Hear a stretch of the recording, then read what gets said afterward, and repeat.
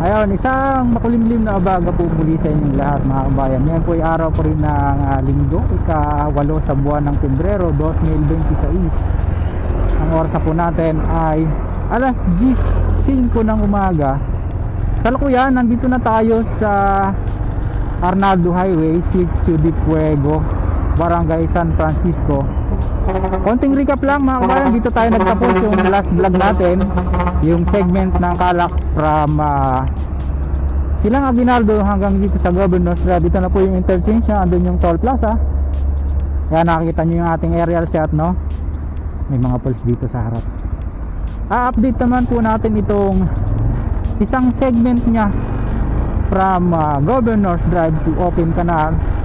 Titingnan natin kung hanggang saan yung ating mararating, at sana maipakita po natin sa inyo ng buo nangyari. Yung 9.86 kilometers na segment niya, magmula nga po dito hanggang doon sa Open Canal. Ito na po yung interchange bridge niya. Tapos dito siya dadaan sa ilalim sa gilid ng Canesia papunta doon. Oo. At yan, mayroon naman tayong aerial shot papunta doon. Hindi pa siya parang nag-uumpisa pa lang magbungkal, no?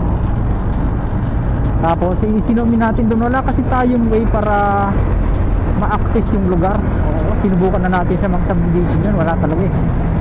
Kaya ang gagawin po natin, susunod natin, dyan tayo sa may Mayor's Drive uli. Oo, yun po yung ating susunod. Titingnan natin yung waterway bridge doon, tapos kuhanan natin pabalik, then papunta doon sa may patawid uli ng Arnaldo Highway. Diyan naman yan sa may pasong Kamatsili na yata, ano, pasong Kamatsili doon. So, sana samahan niyo po kung muli ako ngayong araw sa ikalawang bahagi na ating pong vlogging ngayong araw ng linggo. Medyo makulimlim, sinamantala po natin yung pagkakataon na wala tayong pasok. Kaya habang nagpapahinga ay magbablog tayo para may ma-share tayo sa inyo. Ayan.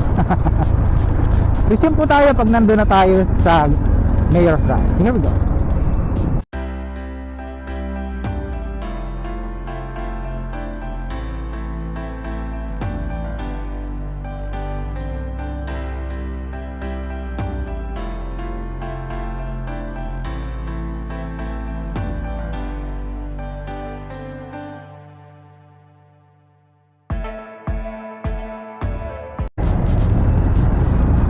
Ayan, dito na tayo sa may all home ng Vista Mall. Tapos hindi na tayo aabot ng Mayor's Drive, kakaliwa tayo dito paglampas nitong Vista Mall. Meron subdivision dyan, shortcut yan papunta doon sa Mayor's Drive. Barangay Santiago po ata nakakasakop niyang Mayor's Drive, no? Patawid doon sa Buena Vista. Ito Alegria pa, sorry. Alegria.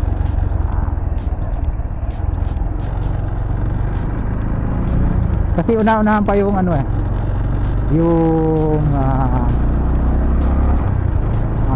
Mayor's Drive, pero doon din ang tumbok natin ito mga kabayan. Ganda sana, oh. Kaso sa mga motor lang siya, saka sa bisikleta accessible. Kasi mayroong part dito na makitid, hindi pa nila napayagan na gamitin ng mga 4-wheelers, no? Private property po yata ito eh. Oo, dahil loob nga ng subdivision. Meron, no? Diba? Kaya naman pala. Tapos dyan po ang alignment ng Calax sa likod na yan, kaya dito ko po kayo idinaan. Yun yung purpose dyan. Kaso wala po tayong access. Sinubukan na natin yan minsan dun sa Brookside, mas sa loob talagang hindi pwede, walang daan pala papunta dun sa likod. Ito pinaluangan na, diba? May mga culvert na nakaharang, kaya na ang 4-wheelers. Ayan, yung bumbok ng lupa na yon, yan na po yung alignment niya mga kabayan. Ayan, oh. Tapos didiretso tayo dito sa Mayor's Drive. Nagaan na sila ng kamatis. Ayan o. Farm ng kamatis. Ayan, ganyan. Tapos nandun din yung waterway bridge, tatawid ng ilog. Tapos tatawid siya, magiging parang viaduct. Tatawid siya ng Mayor's Drive all the way hanggang doon na po yan. Tatawid uli ng Arnaldo Highway. Yan siya oh. Baybayin natin.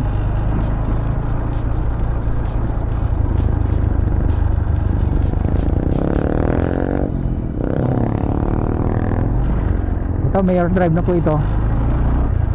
Papunta naman to doon sa Governor Ferrer Drive, diyan sa Barangay Buena Vista. Ito na siya, tumawid na.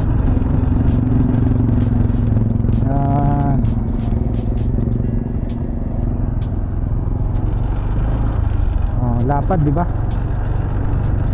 Tapos dito parang lalagyan na ka ng yung bakod sa gilid, tambak ng lupa, parang pinakang on and off ramp niya dyan sa kabila.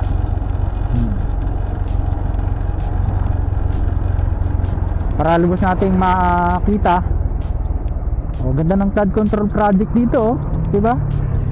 Maayos ang flood control project dito mga kabayan. Tapos doon yung mga retaining wall na ginawa. Yan. So balik tayo dito para makita natin makita natin ang lubos. Ito yung ating aerial shot. Here we go.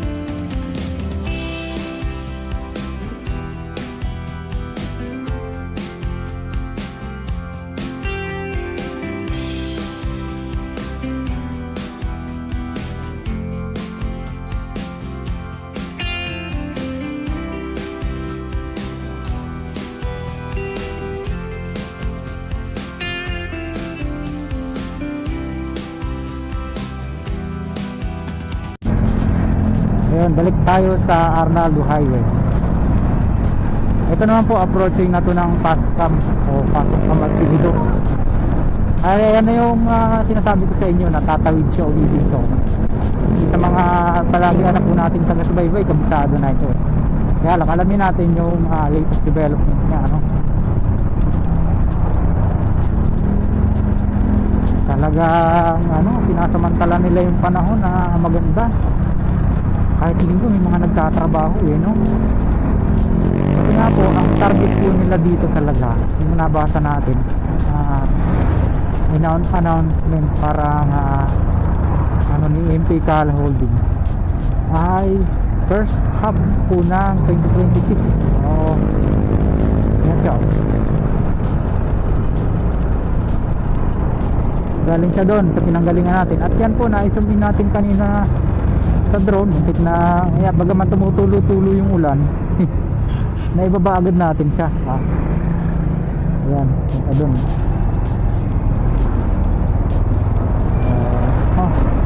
Tapos yan, dire-diretso yan, tatawid dyan doon. Elevated pala dito, no?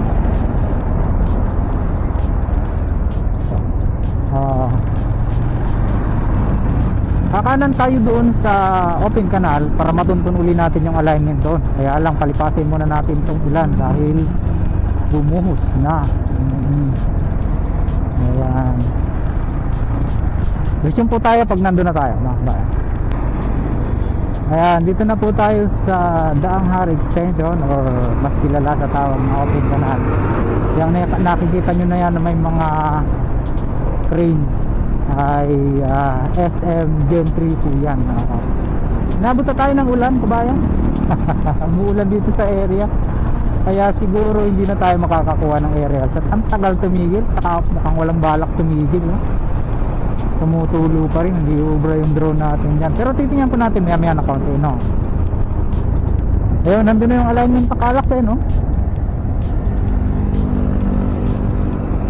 Yun, nandun, yun, sa kabila. Ganda sana kung makakakuha tayo ng area shot dito.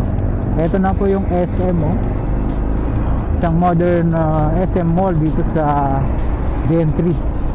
Dito yan sa may River Park. Tinabas na nila yung mga damo rito. Yun, diba, no?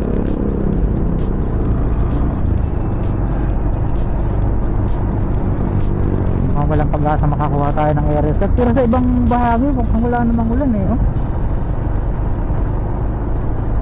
hinahin na po, ambon na lang yan. Siguro may makakita kayo sa camera na pitik-pitik na lang. Sacrifice yung camera natin, kaya naman niya.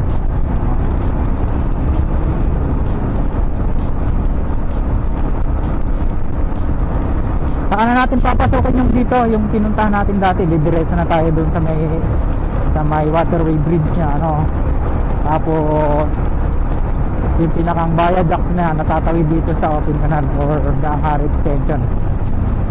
Last time kasi pumasok tayo dito dahil mayroon isang viaduct dyan natatawid dyan sa daan na yan ng Pascam 2 Barangay Outpost ng Pasong Kamatilido.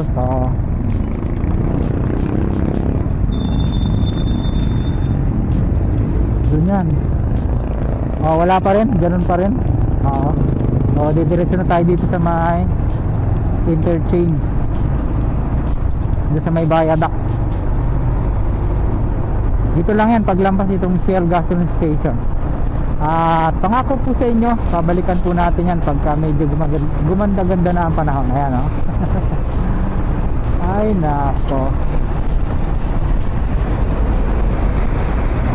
Wag lang hindi po matapos yung vlog, sayang naman. Yan na siya,